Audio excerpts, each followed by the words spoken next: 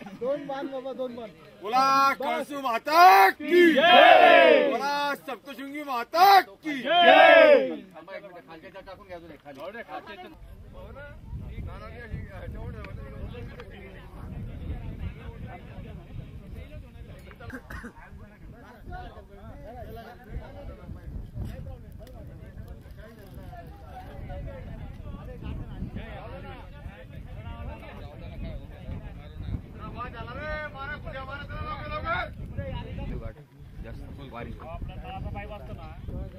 दोन गाठणे मारावं लागतील.